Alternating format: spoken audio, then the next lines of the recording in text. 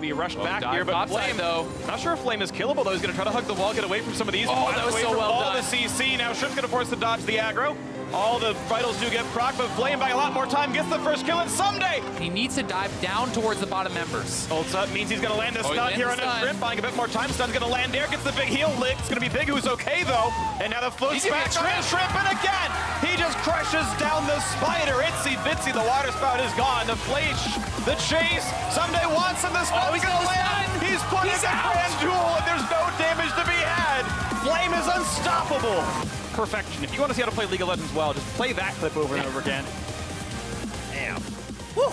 Welcome back to Immortals versus Counter Logic Gaming. I was just lost in that play. You want to play Renekton now? No, I don't. I want to watch CLG Flame has play. selected red side coming into this game. We're going to get lost in a lot more places. Immortal and Counter Logic Gaming just gave us one heck of a game one here in the semifinals, and I'm sure CLG is ready to bounce back after that game one loss. Yeah, that was a very chaotic game. We could see on stage the effect of playoff pressure here. I really felt like that was on display in this game, because as clean as the opening was for Immortals, you know, and their focus around that mid lane, there were definitely a lot of cracks in the mid-game teamfights. Yeah, you saw things like Olleh early, but the big thing I want to talk about here is these two mid laners. Between both of them, even though you talk about that mid lane pressure from both junglers, Pobelter got most of the kills early, Huhi was down, but ended up doing more damage in the game, and their score lines at the end of it were actually very similar and very close. Just Huhi, a lot more assists than kills, just overall participation very high for both these guys. So the mid lane focus, it's for a reason. Both these guys have been playing pretty well today. Absolutely. Yeah. There was a lot of CS advantage there for Pobelter early, getting the early kills as well. But it all came down to these team fights. And there must have been 20 different team fights around the mid lane, around the Baron pit in this game. And Pobelter consistently was able to get off a good combo after the initiation of CLG. And that's why we keep coming back to the supports of this team and the junglers for this team. You know, these guys that are playing on the front lines, they're the ones setting up these mid laners for these big damage numbers. Early on, for Immortals, it was Olleh and Xmithie combining around that mid lane. You know, later on, aphromoo was setting up Huhi. And game number 2, let's see who's it gonna be setting up who this time around.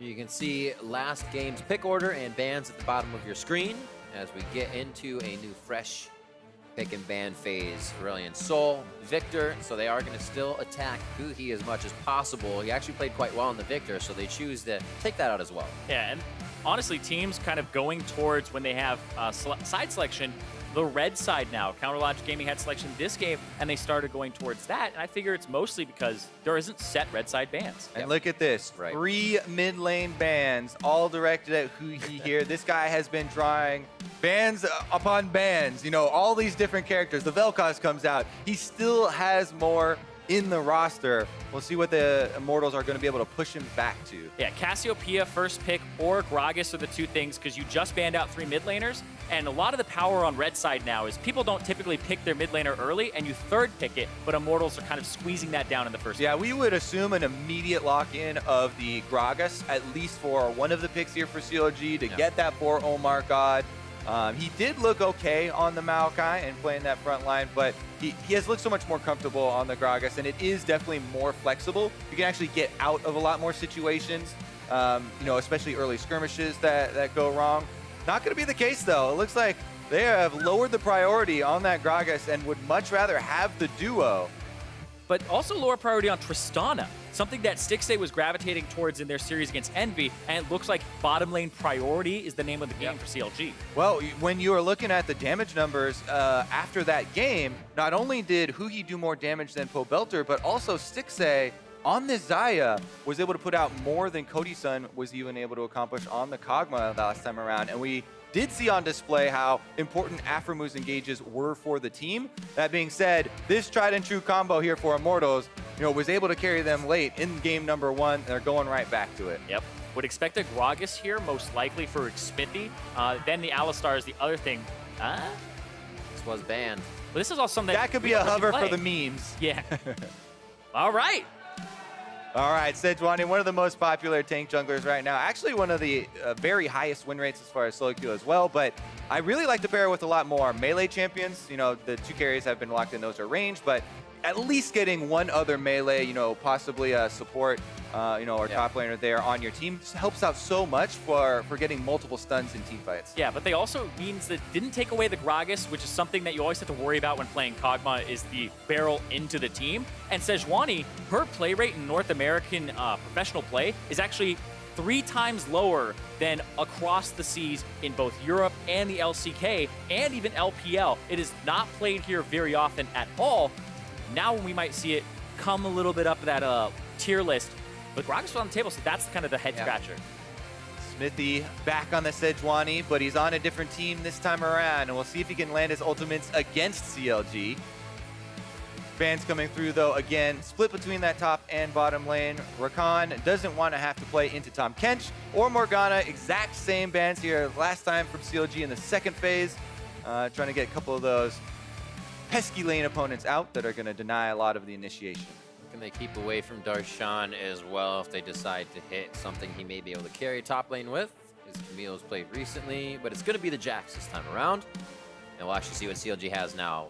A pick and a final pick with 2 to Immortals. Oh, the Cho'Gath. That was very quickly locked in. It's a double flex, though. You can put it top or jungle here, and same with the Gragas. Yeah, most likely in the top lane, though, but it's a blind pick here. Yeah, I would definitely assume they're having Omar on the Gragas because of how many games he's put on this champion. It would seem super awkward, and I don't see a lot of benefits to switching a Gragas to the top side. Cho'Gath plays it fairly similar. You could say, yeah, Cho'Gath is more vulnerable to ganks, though, and we'll see how comfortable Darshan does feel up there. Maybe he'll just have a tank-free-tank matchup, though. Not as scary. The interesting thing, though, is even though they know the Cassiopeia was locked in, they decided not to pick their mid laner. And if Huhi has something kind of up his sleeve here with 3 banned away, 1 taken, then maybe it's the Vel'Koz, maybe some type of artillery. One thing I would say is that Huhi often looks at side lane picks when deciding if he wants to play Aurelion Sol rather than even just looking at his mid lane matchup. It's a really big part of the pick is picking it into side lanes that are very gankable early on. We mentioned the Vel'Koz before. He's had a lot of success on it. He's actually drawn a significant amount of bans on this champion ever since showing it as well. And it definitely provides a very similar you know, role here to the Cassiopeia. Very large amounts of backline damage. I love how you mentioned bans, because Huhi, it doesn't just have that influence on the Rift or the roaming power, but he pulls so many bans, the second most banned mid laner out of all the NALCS in the regular season. And then in playoffs, we saw him in versus Envy pulling 3 bans, pulling 4 bans, and then still finding things. So finding the Vel'Koz here, we'll see if it works out for him. It's a good Cassiopeia matchup, but there is pick and gap closers from Immortals. I've been loving this kind of composition with the Rakan again back for CLG. They play the circles, right? Whenever you use the overlap circles, you have now the Rupture, the hits from Vel'Koz, as well as Rakan going in. So a lot to pile on in one spot and disrupt the fight. I like that both teams are going to fairly similar compositions as we saw in game number 1. They both feel that it was down to outplaying in those team fights, and they're ready to run it back here. Not exactly the same for the exact champions, but very similar roles, and it seems like, feels like, the game will have a similar trajectory. CLG going in, a bit of a new composition all around the board. Very actually similar to the composition of game 1 against Envy. That Vel'Koz was against the Cassio and the Shen. As you were saying, Huhi kind of chooses that based on the lanes he's playing against. Very similar here, and CLG's hoping to have a similar result. That was a win for them. Now with Immortals up 1, Immortals has the momentum. And Immortals this time around have the Shen. One of the big changes here is bottom lane focus becomes even more dangerous for a CLG aggressive move. So Immortals, we'll see what they do when Flame gets that level 6, when Standing Knight becomes available, you know, and how the bottom lane focus does come through.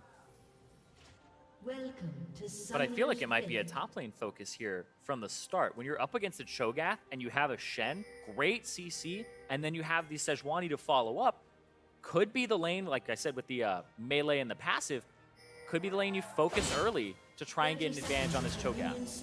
They did have a bit of pressure towards the top side early. We actually never really saw OmarGod or Xmithie kind of head into lane, up and back is what they would do. So a little bit more of that if they play the same role this time around. Or maybe a little bit more kill pressure. Deep ward successful here from Immortals, able to get that onto the red buff. Get some more intelligence on OmarGod's path. Don't want to get too close. Little antsy here. Even when they're having fun, it's still a playoff game. Nice to unmeet you. That's just for you guys. Nobody else can see him. That's all for you guys. What a nice guy. aphromoo is going to go ahead and join Stixxay. And Huhi now gains his position. They're playing this like they're moving baseball bases. So like, you take my spot, I got to rotate down. We're going to get into the laning phase. Now minions meet mid lane, and we get help on the boss. Looks like OmarGod's going to get a bit of help. I believe Huhi gave him a shot. Yeah, Xmithie starting with the machete. So he doesn't have those mono returns on Sejuani, but he's going to go for single target camps first. Kind of what it tells me there. So it might be a red to blue to Gromp for level 3.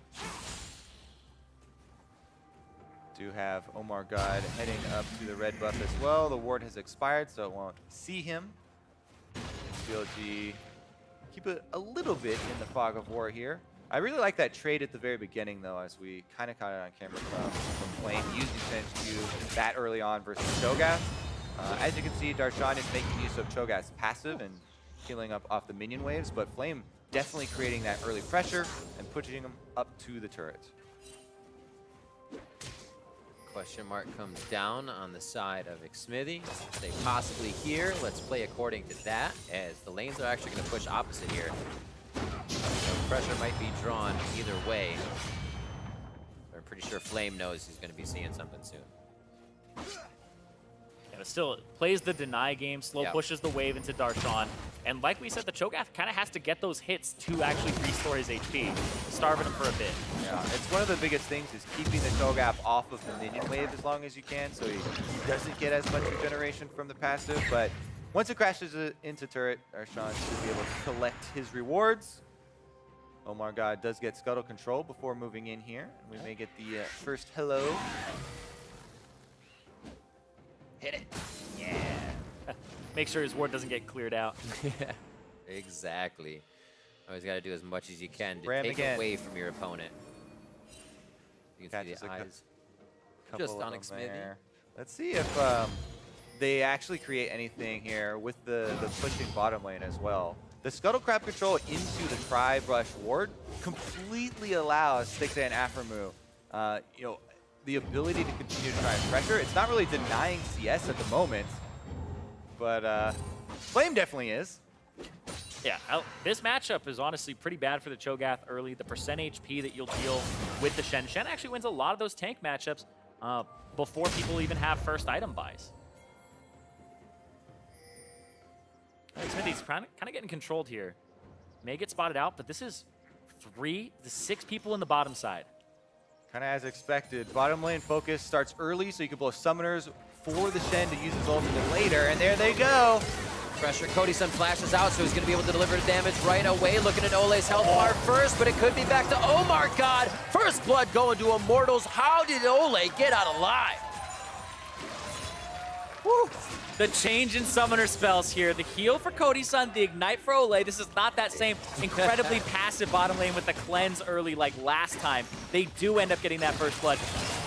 Very, very barely there. Again, the margins here are so slim.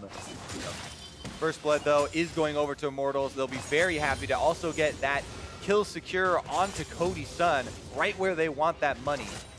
I think a big part of that is the Sejuani passive comes through for the stun onto OmarGod. So Olleh gets in there, but then he's able to stun Omar. They line him up for the Sejuani afterwards, and then they're able to pick him up before he has a chance to flash away. Yeah, all the eyes were on Olleh getting so low first, but burst damage along with the stun that comes with the Sejuani catches Omar off guard, and now Xmithie's trying to chase him off again. Yeah, Sejuani's not that big team fighter anymore. She's really favored in 2-on-2s, 3-on-3s. When I talked to some of the designers after the rework, it was the sacrifice of skirmish or team fight power on the ultimate, which used to stun everybody, for more skirmish potential. The percent HP early allows her to fight a lot of these junglers and be a part of those 2-on-2s and 3-on-3s. Was a blue buff transferred during that, but most of the Immortals back, so it doesn't really come into play for Cody Sun. Wears off by now. Olleh will rejoin him back in the bot lane. It's been a bit slower here for Immortals. By this time, game 1, we saw Xmithie and Olleh all over the map together. definitely a change of pace. CLG has been doing a very nice job from the jungle at kind of getting this one going. Yeah, and there are definitely a decent amount of wards placed in the rivers here as well. A lot more focus placed on tracking those supports, as both mid laners this time around have been left to their own devices, and it's actually Pobelter on the Cassiopeia earning himself a very decent CS lead here with the champion, pressuring the Vel'Koz and trying to fight their own vision wars, actually. He does have the help of Omar in the wings. Oh. 4 hits is so many. Feels like you're there forever. That's the thing is, get out alive. At that challenger level, people realize 4 hits is a lot to keep somebody there, and it's enough time that people can collapse, right? You're looking at mid laners that don't run attack speed. The 0.7 attack speed means you're sitting there for 4 to 5 seconds to actually clear a ward. Good zoning here by Huhi, trying to delay Pobelter and returning to lane. The nice 1 CS there, but again, Pobelter already been handling it very well himself.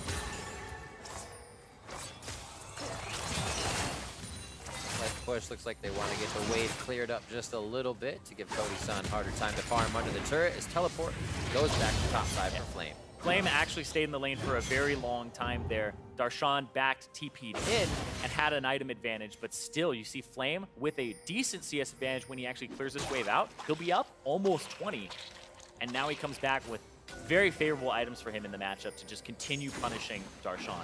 And while they do have the standing item available now, it is a bit more risky to use, right? There's a big cost to it since he can't get back to the top lane afterwards. And in the bottom side where they would want to use it again, the flashes were actually blown by Immortals in the last skirmish rather than them, even though they secured the kill, burning them off of the CLG duo, which are going to be a bit more tricky to pin down. Oh. Pet skin. Too much. Good shots on the bot lane. Oh! Pobelter actually stands still knowing the damage isn't going to take him out. Very, very scary. I'm sitting there like, is Vel'Koz the next Syndra? All you have to do is press R after missing everything and you kill him? Not quite, though. Had to hit those skill shots. I mean, you get a lot of lane pressure. We've seen so many people using ultimates early on. Now we get a catch on to Omar. Can he get the last hit? Nice little 1-2 pop there. Final shot. Locks up OmarGod. This gives that time the rotation up from Pobelter. A good slow coming in. Pobelter's miasma just a little short. Gets bounced back into a 2v1 where he does not want to be. And I don't think he's going to make it out. Little retribution kill for OmarGod on that one. Big pace there by Immortals into the jungle. Gets them one, but now they've got to run. Are they done? I think they're done. Nice run. Nice aphromoo was going to be coming to the fight as well, but he backed up. A good push on the bot lane here. We'll see how they re-answer that, but things are starting to heat up here in game 2. Is Huhi gonna roam? It looks like because he pushed mid, has that priority, and the other mid laner's dead. He's gonna go look for something here. He's gonna get spotted by a control ward. There's the route to delay. There they go. Pop forward, Olleh to Stixxay. That means you deny a little bit of the damage onto your AD carry. Ultimate's on for Olleh. They're kind of split on who they want to kill, but I think they're gonna decide on Olleh and force his flash at the end of that fight. Flashes for both supports used down here. Decent roam, but not really a lot gain there. All right, let's take another look at the replay. Yeah, this is that combo. Once you get the E stun, it actually doesn't lock you out of the ultimate stun, and you can get that second instance of percent HP damage. And Xmithie with the flash on the barrel secures them OmarGod. Yeah, he was fully expecting that one coming through, but Darshan doesn't even pay attention. They definitely give up Omar as the sacrifice, and they say, yes, we can actually close in on Pobelter. Speaking of closing in, though. Ooh, here comes OmarGod from the side. Gotta feel really nice to get that flash off Olleh. Now the flash off Cody Sun. It may bring a little more attention down to the bot lane. They have time to work for that. Mountain Drake is the first one, so we may actually get a pretty good fight on that, as Immortals has very nice wards here. They continue to clear up. Those wards should start to come out a little more. We see aphromoo put the Sight Stone in his hands with 2 vision wards. And we'll see Pobelter to back here with a bit of gold of his own. See what he goes for here.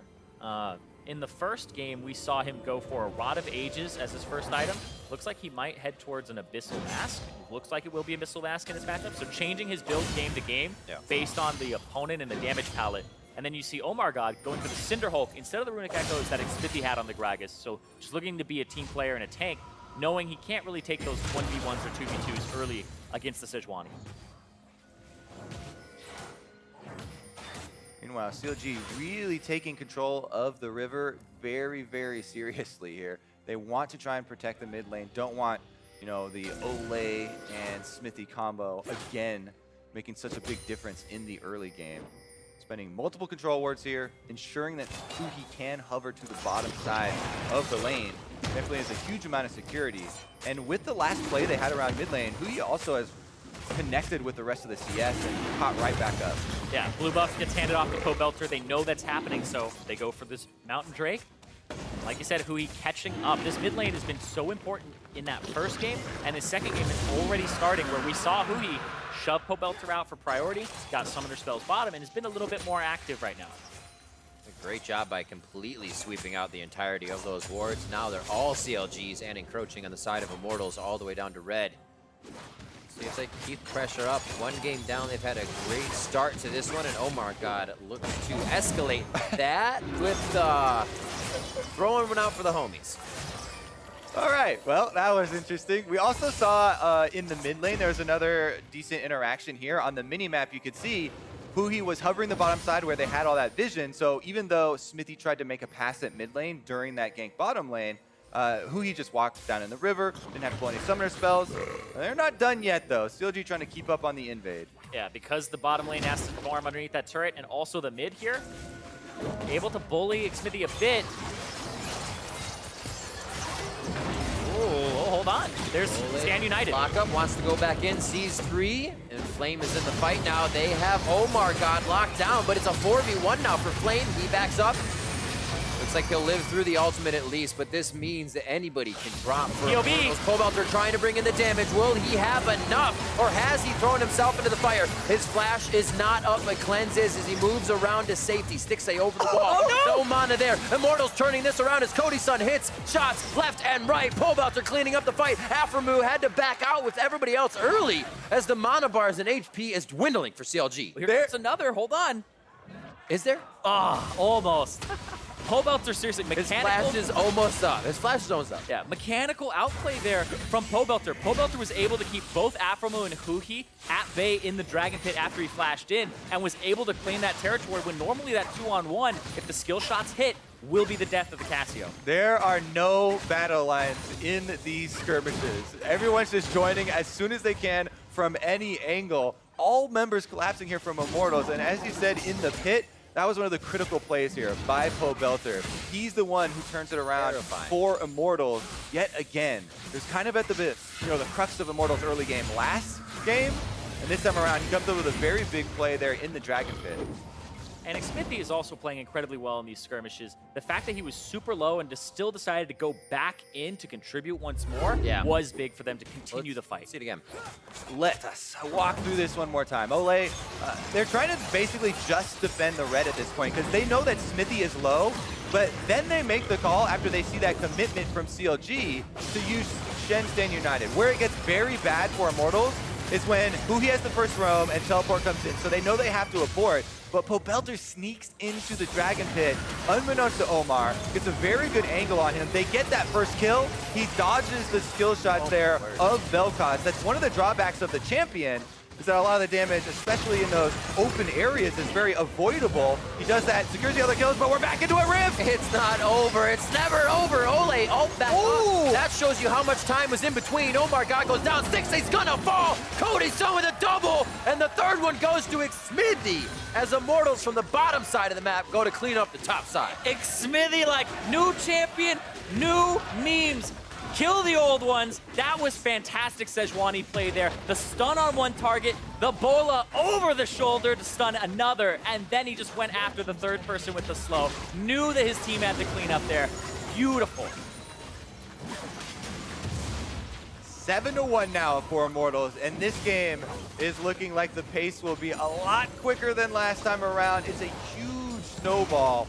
They still have the same late game carries to rely upon, but now they've also got the territory to work with. That first turret going down on top of the skirmish victory here means that they have so much extra room. And it starts out with the 3 versus 2 in CLG's favor, with so much dodge there as Cody Sun is able to kite backwards, and they turn it right back around onto CLG. Wow, that is Sejuani poetry right there from Xmithie. That was beautiful. The stun on all 3 people to make sure they get all of them instead of just hyper-focusing on one and tunneling it down. And, yo, he's gonna go for Ardent Sensor. Yo! I saw the Amp Tome and I was like, wait, the Sejuani AP build is out. Her ratios suck now. And now he's got the Ardent Sensor coming in, is going to try to use the Stoneborn pack off of the slow from the ulti, the knockup, and even the W slow. This is going to be great for the team. We'll see. Not Glad you're quite for him, enthused. though. I want you to hit it when we see it. That's right. We'll get the numbers in. There are some drawbacks as far as your own tankiness. Right. You're talking about not so great for him. He'll be a little bit less healthy himself on the front lines. But since they have the Shen, since they have the Alistar, they're not hurting for other tanks. And we'll just have to have him positioned a little bit differently. Since Sejuani can get out so many of those slows you're talking about, we'll see how well they can use this extra attack speed. I think everybody's waiting a good 30 seconds here. OmarGod very close to having his ult up. Huhi throwing the lasers around as Darshan chomps down on some beef. Olleh out of the fight. That's the second kill coming in. Ulti here from Xmithie. They don't have a full fight. I think they're just trying to hold it around. There's the Stand United coming in from Flame. Pobelter trying to get out of the Feather Storm. As they go for the fight, Rakan going down.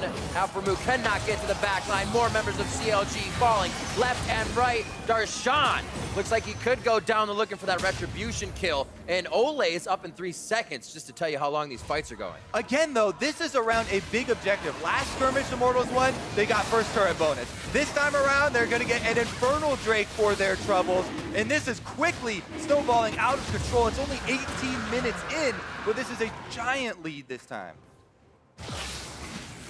Talked about late game scaling. They are kind of hitting those points a little early this game. Power spikes all over the place here. Xmithie laughing. These guys are having a great time as he finishes up his Ardent Sensor. 208 on the Sejuani pick. Did they ban last game? Yeah, that's true. The Ardent Sensor, super interesting to actually buy it, but right now he's just doing incredibly well on the Sejuani. Not played much at all, but also, I gotta say, Pobelter, he has had his dancing shoes on. He has not been hit by many skill shots this game at all, and it is critical. Flashing the E here to continue is another big part. Look how tall, look how far this Kog'Maw has to walk, though. He's been walking the entire time. So Immortals make this call to re-engage with just the Stand United for Pobelter. They're able to buy enough time. Cody Sun literally walked from the top of top lane all the way down to this team fight and flashes in to get the chase down kills here for Immortals. Puppy will always find his way home. Always. Home for the fight. It looks like they're going to try to get a lot more of those in. 7,000, actually looking at 8,000 golden lead here as it ticks up. And a quick silver sash quickly for Cody Sun within that build to keep himself safe. And the analysts were talking about it after the NV 5-game series for CLG. The jungle and the bottom lane looked like liabilities. In this game, it's happening again. It's mostly on those solo laners to find something, but Olleh, oh, baby! Flame stopped his teleport on the bot side. He knows to walk all the way up. They're going to now lose a few more members. There goes Cody Sun, all those kills. Now pocketing gold over on the side of CLG. And it looks like Stixxay does get out alive. That's good for them to keep these wave clear up with Huhi on the mid turret. Yeah, Stixxay narrowly avoided the last ultimate there from Cody Sun, which actually got him in a compromising position. Doesn't matter though, Immortals still push ahead. And Huhi's the lone defense left for the outer turret. He's got a ninja in his face. Yeah, I like Flame pushing him all the way back because the Vel'Koz maxing the W and Q. If he gets those caster minions, he'll pretty much destroy them. Don't and overstay, save the you're welcome. Pink wards in every slot for the inventory, or I should say everybody's inventory in one slot. We'll see a bit of the gold stats at 20, 68. Golden lead for game 1, now 6,000. Multiplied a bit here for game 2.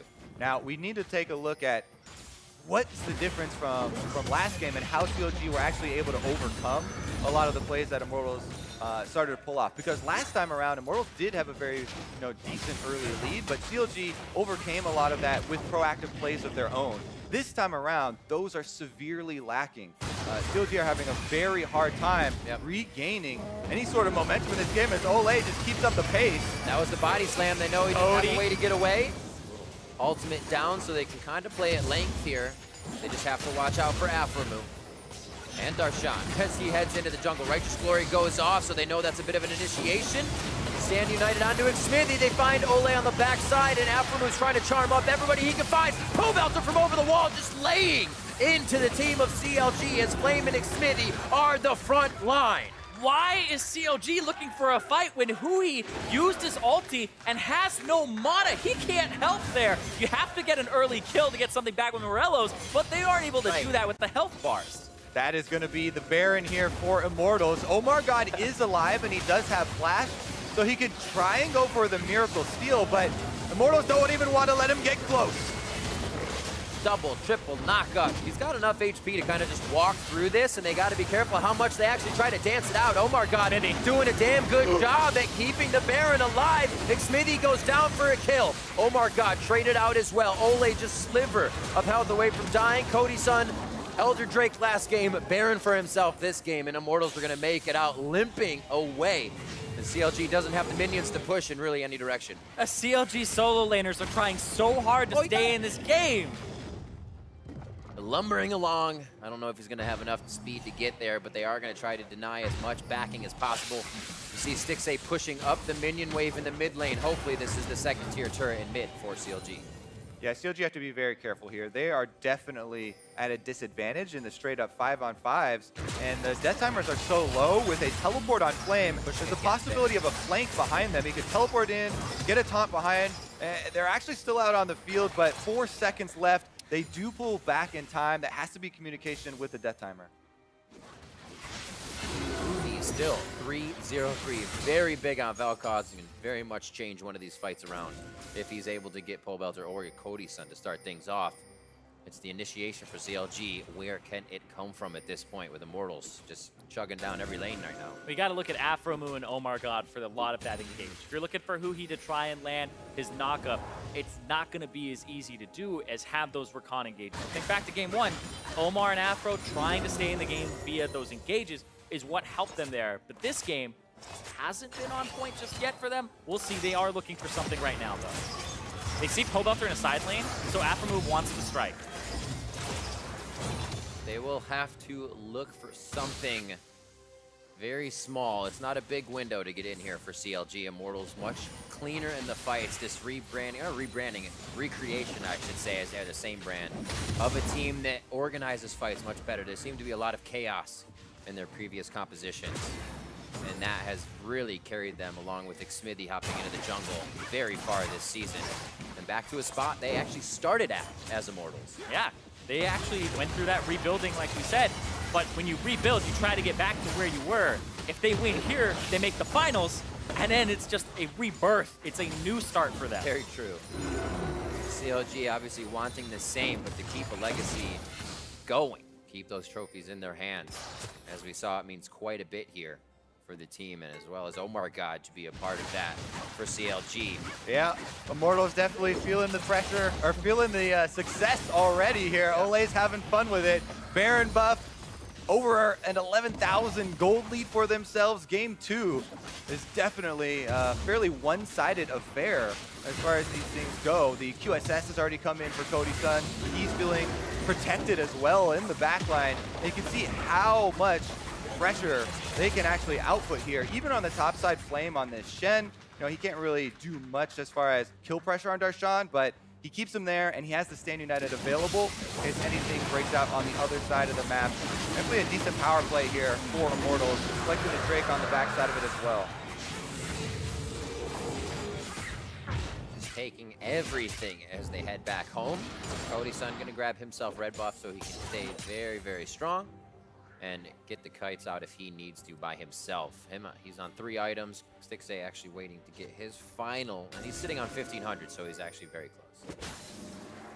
And if CLG do, have some avenue back into this, it's going to have to come off the back of some vision plays here, because they would need to surprise members of Immortals and catch them separated if they wanted to take anyone down. Immortals right now, if they're able to group, or even if they're able to buy enough time with a Stand United, they're just so far ahead that CLG cannot really fight any stand-up numbers. Yeah, and the composition from Immortals has really good kite back. You have the shielding, you have the Cassio, as well as the peel from the Alistar, but then they also have ways to force, right? With this type of advantage, you can deny vision, you can go underneath turrets and use the Sejuani ultimate or even the Alistar ultimate to start fights and push your lead. And that's kind of what they're looking to do here, is stretch the map around these objectives and then try to force something.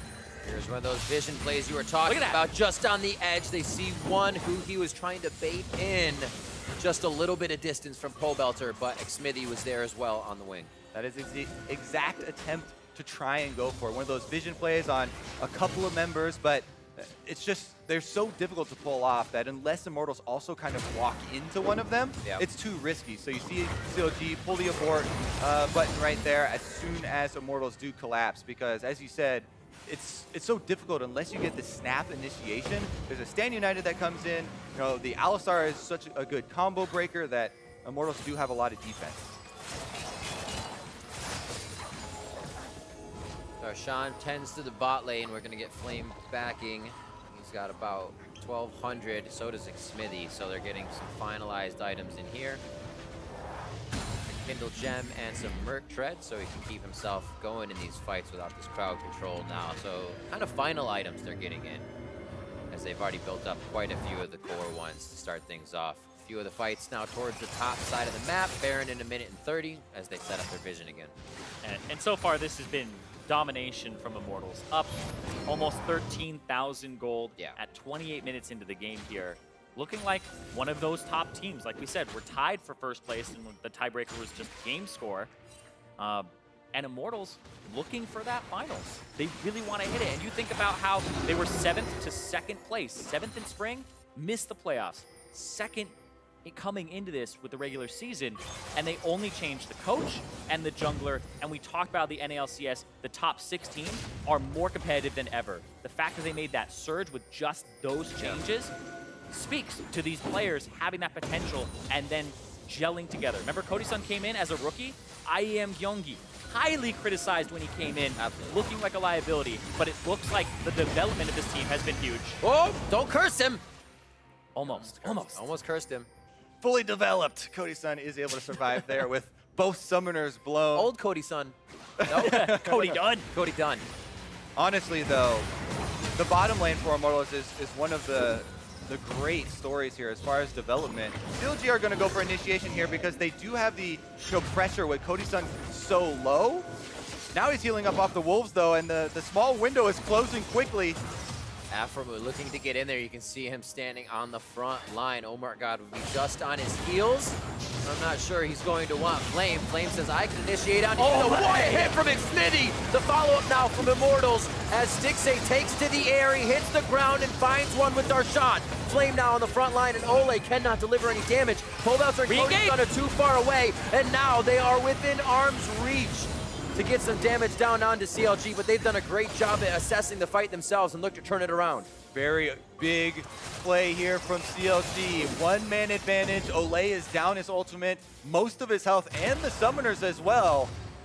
They're trying to pry it open and gain something around the Baron. Huhi has his ultimate back up, and Darshan's pretty close here, and he's one of those big fights. Flame? Oh, same old song, same old dance for Flame. Gets out of that one. aphromoo cannot get the initiation down, and he stays now in front of his AD carry on that bot side of the map. And Immortals are just buying time for Xmithie to come back up. We talked about the Ardent Sensor affecting his tankiness, so he doesn't have a lot of HP, very susceptible to Cho'Gath Devour, but also at the same time, just those base stats, not able to stack them up. And Sejuani is a little bit squishier than most tanks. It's her passive that makes up for it, but it falls off very quickly. Looks like another! Olleh says, I have to go in, gets his shield out, and he is going to go down. That kill going over to Stixxay, but they trade one of the tankiest members, which means they don't have much of a front line anymore, and Flame's looking for his next target for the rest of the team. Counter Logic Gaming holding strong here as Immortals continue to press forward. 1-for-1 trade is going to be to a top laner with teleport as well. Baiting around Baron now, but there is a ward in the brush that Flame is on. Now they found it with the Scribe's Bloom.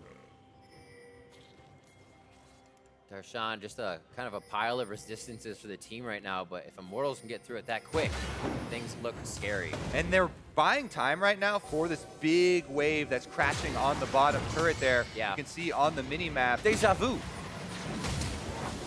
OmarGod doesn't want any deja vu. He stays alive for this one. It looks like aphromoo gets onto Pobelter. That's what they wanted. Gets the cleanse out, as well as his Seraph's Embrace to keep himself healthy. And there's the ultimate from Huhi. The team tries to turn. Cho'Gath on the side. Gap closer. Darshan's back. That's how long we've been at this section of the map. Now Olleh's going to try and give him a little bit of assistance. Gives him that Knight's Vow, but it's not going to be enough. All right, they do have Tame. Flame is recalling right now. He does have his teleport as well as Staying United. CLG, though, again, they don't get too many of these openings, and they're slowly grinding their way back into this game. Now with Baron control, they would like to bait some more kills, but starting it up would be so risky. Yeah, it's incredibly risky, but Oh, it's a bait. The slumber party begins as Olleh goes in first. He's going to be the target, but he's not going down very fast. Dan United is right away, which keeps him super healthy. OmarGod goes down. The swipe from Flame comes in after the flash. The rest of the team behind them as Cody Sun picks it up. The flash forward from Xmithie to dodge out on the skills and keep the fight going. Flame for one more taunt, but he just doesn't have the energy yet, and the team decides to turn back. Oh, Immortals are able to find them inside the pit, but it's another couple of trades here. Pobelter does go down, and CLG are clinging on. This is an incredibly low chance that they can actually steal this, but Stixxay and Afro are going to give it their all. Flank from the side, though, in the fog of war. They have a lot of area that they can clear, but Stixxay has to be next. There's Olleh. aphromoo. Olleh back. Featherstorm gets Stixxay out of range. Xmithie grabbing up the Baron as we expected.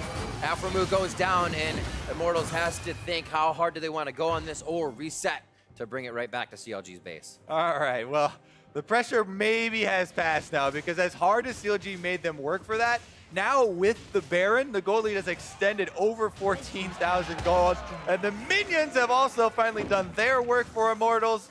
2 games in a row that's happened now for Immortals. It's the minion side lane control, right? They start the slow push, it eventually makes its way there, and then they're able to get objectives off of it, but they play around that too. The reason that they can even contest that Baron is they have a slow pushing bottom wave. If you let CLG reset, they can go ahead and pick that one up. Now, this was a good bait from CLG, but the execution and the fact that Staying United is up made this completely get turned around on them. Yep, game of hide and seek, and Immortals were able to find all of the front line here.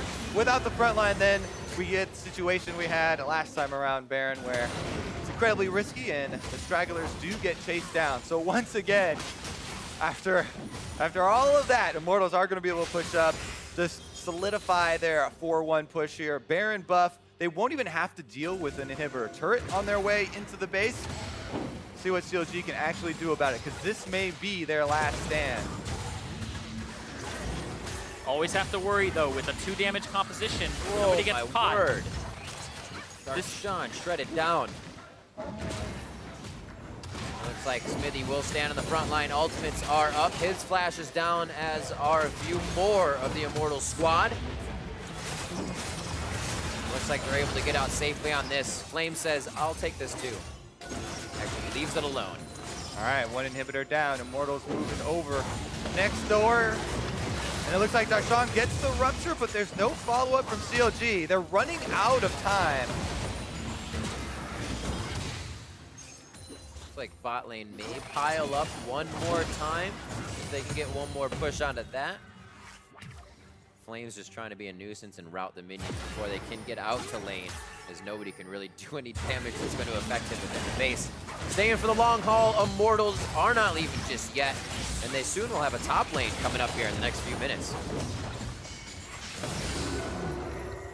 And they're looking for that pick. You always have to watch your feet here. Huhi with the knock-up, as well as Darshan. If somebody gets caught by that, whether it's Cody Sun or Pobelter, they have to find a way to quickly react and peel, because this Cho'Gath will do a ton of true damage to somebody, and if he's able to get Cody Sun, it would be about 3/4 of his HP at this point. Problem is, now they have to also simultaneously clear out the bottom lane minions. Huhi does get most of them, but the turret's going down. Nice job by Xmithie getting in, making sure he was tanking no matter what happened for extra damage. Darshan quickly down to 25% HP. That's an airborne and now a dead Xmithie. A lot of damage coming in on the side of Immortals carries. They have to be very, very careful here. Huhi delivering. They get another kill. They're chasing him out of the base now.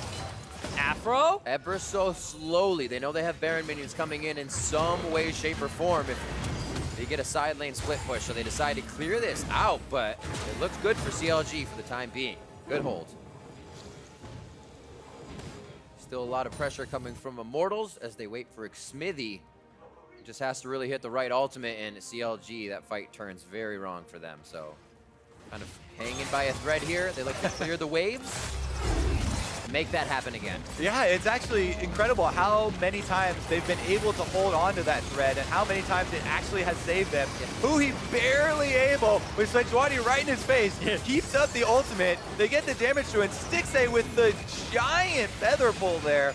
Got all 3 remaining members, so there was no counter kill from Immortals, and CLG get away with a little bit more time. Yeah, and OmarGod had the right idea in that fight. He threw the explosive cask and it hit Pobelter away, so he actually didn't contribute any damage. It knocked him out of Huhi's ultimate, but Pobelter was too far to actually help out. He's the guy you have to worry about a lot of this damage coming from on the CLG side.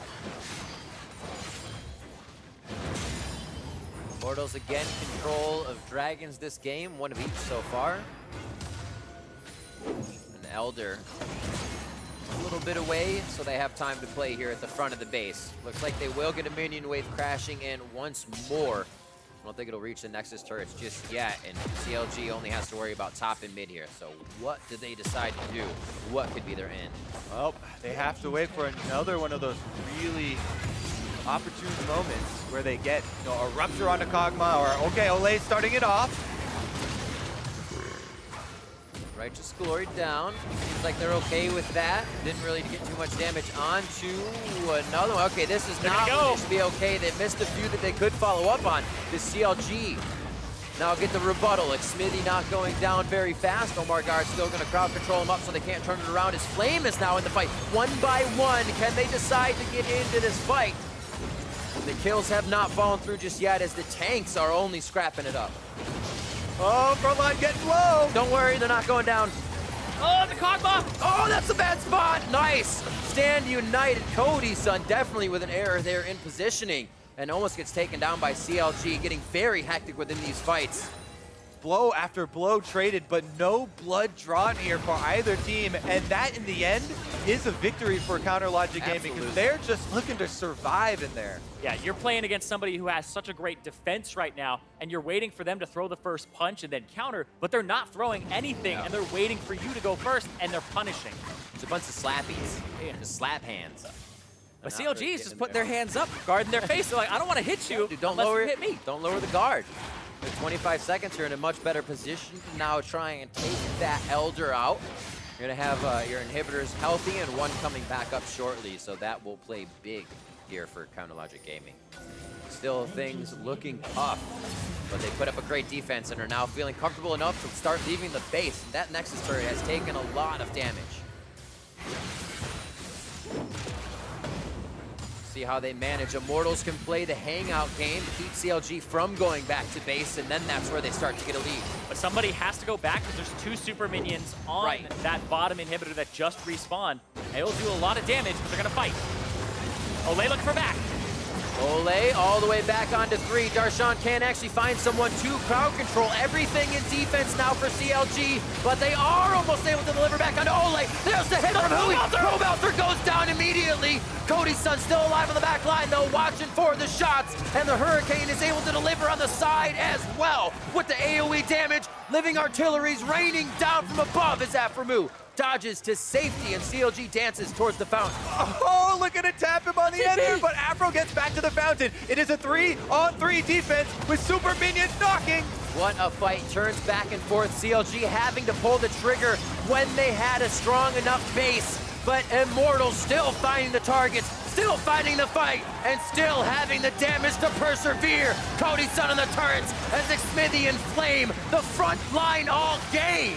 For game number 2, 25-12, 41 minutes in. Immortals bring it to game 3, 2-0 over CLG.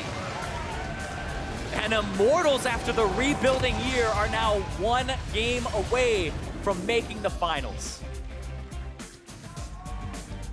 What a big deal it would be for this organization to crack into the North American LCS finals. People keep talking about how we have only ever had those 3 teams up there. Plus GGU, that's it. Immortals very close to doing it though, and the way that they're doing it is not what we expected, honestly. When we talk about the strengths of Immortals during the regular season, it was so much about the crisp mid-game plays that they were creating, and a lot of the shot calling. But these ones, they're getting down in the dirt with CLG. CLG are making them struggle for it, and they are still coming out ahead, which is important. And something big as well in this game is I hear a lot of people talk about Cody Sun as somebody who's getting carried a little bit by Olleh. But in these team fights, you're seeing that he knows how to navigate them and has really good positioning in them. He did a lot of damage, more than Pobelter by about 20,000 in that game. Yeah. And he really stepped up here over especially that game 1 performance where he got caught out a little bit. After game 1, he kind of said, I see you, aphromoo. I'm always going to see you in these fights. And keep in mind, this is Cody Sun's first playoffs because they didn't play in spring. So him on this stage, his first playoff match in a semifinal, there's pressure, but he's delivering. Yeah, well, they are relieving a bit of that pressure here. Still can't let anything go. Still more games, and CLG could bring it right back. Right now, we're going to check in with Dash and the analysts to see what they make of that Immortals win.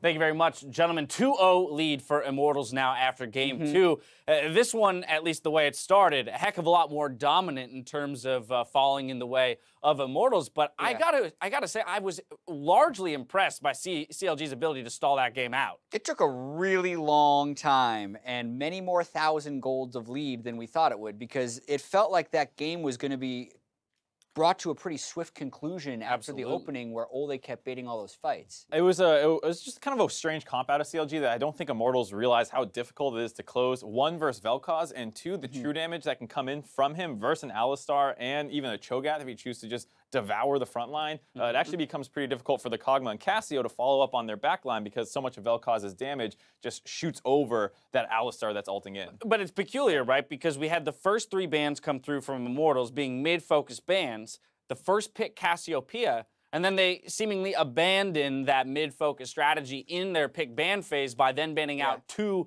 top laners where they could have just targeted the Vel'Koz out as well. Yeah, they could have definitely had that in the second phase of bans, but then you don't know what's going to happen in the top side, right? Darshan looked largely ineffective on Cho'Gath aside from some of the late game fights. The early game was very weak for them. So obviously it's easy to defend the winning team's pick and ban strategy when things work out, but the Vel'Koz has been a pick 4 Huhi against Cassiopeia, just didn't give him the win. And I think even in the loss, if I were Immortals, I would have some trepidation around that pick in future games and letting Huhi get his hands on it. Right, I mean, you compare to what the Jacks did in game 1, a little bit of a menace in the early game, starts split pushing, but then as soon as team fights roll around, which is once again where this game largely is decided by, the Jacks pick is not nearly as effective compared to what we've seen out of this Vel'Koz. Yeah, but the important things to focus on is the fact that Immortals did get that early game lead and never let CLG kind of come back towards them. Early game playmaking from Olleh and Xmithie was really on point this game, much more than it was in the first. Everything pre-15 minutes felt like regular split Immortals, the way that they've been playing throughout the season, this roster of 5. And just pay attention to how much damage Olleh absorbs. He gets all of them to focus him down, then Shen is able to go in. It looks like this is not too bad out of CLG, but as they try and kite in and finish these kills off, they just can't quite find a target, and their selection completely falls apart once Pobelter presents himself. OmarGod, always walking too far forward, tends to die at the start of almost every single fight. Great fancy feed out of Pobelter on the top half of the screen to basically win a 1v2 situation. Now Stixxay went too deep trying to kill, find some kills down the bot side, and the fight completely breaks apart. Yeah, and you can see so many of these fights are predicated around the duo lanes, and this was looking like a weakness of CLG in the quarterfinals, and it has been a strength of Immortals all split. So OmarGod and the bottom lane for CLG have been underperforming, and that's where Immortals punished them. At one point, the 3 roles we just talked about for CLG were 0 and 14 in this game. Yeah, they had 14 of the 16 deaths at like 20-something minutes, and even the first blood came in from the bot side. So it feels like Immortals have found a very obvious winning strategy versus CLG, which is force around the bot lane. They don't play those skirmishes out very well. Your jungler seems to outperform them, and then if you pull top laners down too, great. Just keep focused on the bot lane. Right. I think the one thing you got to continue to remind yourself on the side of Immortals is the fact that CLG has won a number of fights from behind in both Game 1 and Game 2 here, and that's always got to be, some source of concern for you moving forward. That what happens if we don't have a 12K lead at 20 minutes? I mean, honestly, it's obviously scary if that happens, but I think it's reliably going to happen. I mean, every game in the postseason so far, basically CLG has fallen behind, aside for Game 5 of their series versus Envy. So this seems like something that you can basically bank on happening, and you don't need to index more into early games and say, all right, let's not risk letting CLG get a lead, because you can trust Xmithie to outperform OmarGod every single game. How does CLG get a lead then? I think you have to break up what Olleh's doing the most, just because all these early game fights, Olleh does such a good job baiting you in, frontlining. There was the gank down the bot side that he was able to get out when they just traded flash for flash. He's playing super well. Yeah, I think one thing that has been working for CLG is Stixxay in teamfights has been good, right? Huhi in teamfights has been also very good. So the Cassiopeia and the Alistar are things that are allowing Immortals to kind of get through where CLG would be strong. Stixxay is losing laning phase with the playmaking. And as much as it sucks to say, Olleh has just been smashing aphromoo and playmaking supports. So if they can find a way to pick a neutral lane that absorbs pressure in some way and gives some supportive hyper carry support, I think that's their best chance. Now, we haven't talked about the top lane matchup much because there has been so much focus from the teams themselves around mid and bot lane. But I do want to talk about Darshan versus Flame, because these are two of our best top laners in the league alongside, Someday and Haunter, the likes of those kinds of guys. But we haven't talked about these two very much in the matchup. The Jax coming out in game 1 for Darshan, and then the Cho'Gath this time around, neither necessarily working. Of course, there was the Gnar ban, from the side of Immortals, but do we feel like they need to enable Darshan maybe to put pressure on the flip side of the map from Immortals? We haven't seen enough out of Darshan to say that his playmaking champions come from anything other than playing Gnar or playing a counter to Gnar, because that was the case in the Envy series, and that's the case again here early on. He took the Jax and the Gnar this time. And so I think what Immortals is saying here is we ban Gnar and maybe a counter that we've seen him play this series, and then Darshan seems relegated to just playing tanks, which is exactly what you want to do. Get the playmakers out of the best performing member that CLG has had all split. Yeah, they ended up early picking their top laner here as well with the Cho'Gath, and I kind of agree with you there where the Jax is one of his best split pushers or the Gnar. But core CLG, when they have been at their best, and even when they're trying to get back to it, is a 1-3-1, right? So you play disengage on your support, you pick a safer AD carry that can hyperscale, and then pick 2 guys that can do 1v1s in solo lanes for Huhi and Darshan. That has to be, you think, where they could potentially find a win, but it's pretty grim for them right now. Because Immortals is very good, and they're playing well. Yeah, I think it was game 1, a little bit of jitters, like you said, and they didn't quite look like their regular season form. This time we're seeing regular season form versus Immortals, or versus CLG, who looks like what they looked like last weekend. So not at all looking too good for them. And to your point, Jad, it seems like Immortals has identified the exact same winning strategy for CLG and have targeted that mid lane and the top lane when it comes to bans. As many 3v3s as they can force in the game as well, because that's where Immortals is strongest, and that's where CLG has been weakest. All right, well, there you have it. It's match point for Immortals, so meet us here after the break to see if they can attend their first finals in NALCS history. Don't touch that browser. You're watching the North American LCS Summer Playoffs.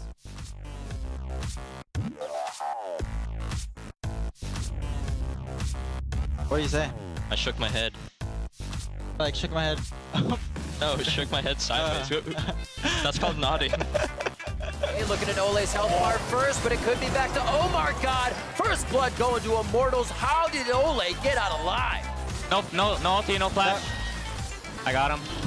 Let's go, guys! Good job. Nice.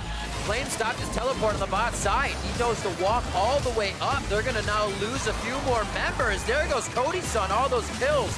I can't fight here. Back, Olleh. We won, keep going, Don't worry. We win. I don't know what we can get, though. But Immortals still finding the targets, still fighting the fight, and still having the damage to persevere. Cody Sun on the turrets as Xmithie and Flame. Immortals bring it to game 3.